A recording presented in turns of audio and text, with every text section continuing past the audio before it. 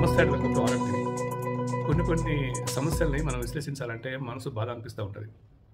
అయితే ఇక్కడ రాష్ట్రానికి సంబంధించింది. తెలంగాణ రాష్ట్రం కొత్తగా ఏర్పడ్డ తర్వాత తెలంగాణకి ఒక చిహ్నం అది ఏదో తూతు మంత్రంగా చేశారు. కానీ ఒక జాతీయ గీతం లాంటిది. అంటే తెలంగాణ రాష్ట్రానికి ఒక గీతం ఉండాలి కదా, ఆ గీతాన్ని ఫైనల్ చేయకపోయింది గత ప్రభుత్వం. సో గత ప్రభుత్వాన్ని ఇప్పుడు మనం పక్కన పెట్టడం, కొత్తగా ప్రభుత్వం వచ్చిన తర్వాత కూడా వాళ్ళు ఫైనల్ చేశారు మొత్తానికి. అయితే దాని మీద కాంట్రవర్సీ మొదలైంది. ఇక్కడ ఏమనిపిస్తుంది అంటే తెలంగాణోడు తాగుబోతు, తెలంగాణోడు తిరిగిపోతూ, తెలంగాణోడికి తెలివి లేదు, తెలంగాణోడు మూర్ఖుడు, తెలంగాణోడు పనికిరానోడు, తెలంగాణోడు బానిస బతుకుతున్నాడు. ఇగో ఈ రకమైన తెలంగాణ వానికి క్రియేటివిటీ లేదు. ఇట్లా మనం వినబడుతూనే ఉన్నాయి, వినిపిస్తూనే ఉన్నాయి. ఇవన్నిటికీ అన్ని తప్పు అని చెప్పడానికి మన దగ్గర ప్రత్యక్షమైన తార్కాణాలు చాలా ఉన్నాయి. ఎందుకంటే ఆంధ్ర పాలకులు, ఆంధ్ర సినిమా పాలకుల చేతిలో మనం నలిగిపోయినాం. సో నుంచి బయటపడాలంటే వాళ్ళ మూలాలు మనకు వద్దు అని చెప్పేసి మనకు ఒక ప్రత్యేకమైన ప్రతిపత్తి కోరుకోవడంలో తప్పే ఉంది, ప్రత్యేకమైన గుర్తింపు కోరుకోవడం తప్పే ఉంది. అక్కడనే వద్దాం. అందశ్రీ అనే వ్యక్తి ఒక పాట రాసిండు. అది తెలంగాణ ఉద్యమంలో చాలా పేలిపోయింది, బ్రహ్మాండంగా ఉంది, ఉర్రు తొలగిచ్చింది. అయితే దాన్ని గత పాలకుడు ఒక నయవంచనతోని ఎందుకో ఆయనకి ఇష్టం లేకపోవడంతో ఆ జాతీయ గీతాన్ని పక్కన పెట్టింది. సరే, ఇప్పుడు కొత్త ప్రభుత్వం వచ్చింది, వీళ్ళు దాన్ని దగ్గర తీసిండ్రు. మొత్తానికి ఆ పాటలో కొన్ని మార్పులు చేర్పులు చేసేసి దాన్ని జాతీయ గీతంగా చేయాలని ప్లానింగ్లో ఉన్నారు.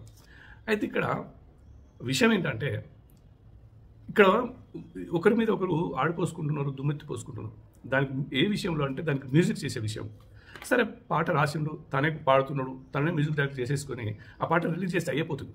కానీ అక్కడ కాకుండా ఇక్కడ ఏమొచ్చిందంటే తెలంగాణ కళాకారుల గుండె మీద తన్నినట్లు ఒక ఆంధ్ర మ్యూజిక్ డైరెక్టర్ని తీసుకొచ్చి ఆ సినిమాకు మ్యూజిక్ చేయిస్తున్నారు.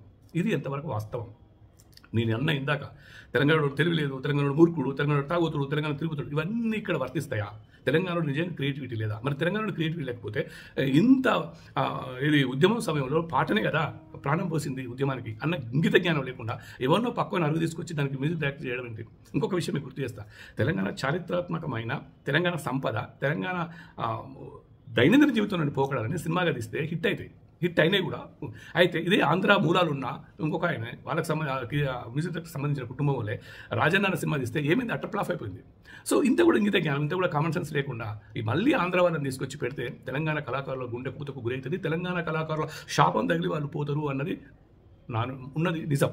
సో ఏది ఏమైనా కూడా ఆ తెలంగాణ పాటను ఆ పాటనే ఉంచండి.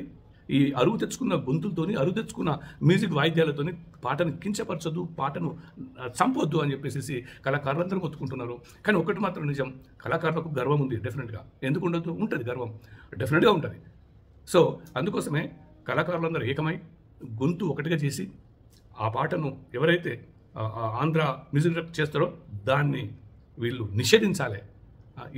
ఈ మాట ఎవరికైతే దాన్ని ఆమోదించారో, ఎవరైతే ఆ ముఖ్యమంత్రి ఉన్నాడో లేకుంటే ఆ రచయిత ఉన్నాడో వాళ్ళ చెవులలో మారు మోగాలి. వాళ్ళు ఉపసంహరించుకునే వరకు, వాళ్ళు నిద్రపోకుండా తెలంగాణ కళాకారులు గొంతెత్తి ఒక్కటై మన పాటని మనం బతికించుకోవాలి, మన సంప్రదాయాన్ని మనం బతికించుకోవాలి, మన మాటని, మన ఆటని, మన పాటని. జై తెలంగాణ, జై భారత్, నమస్తే.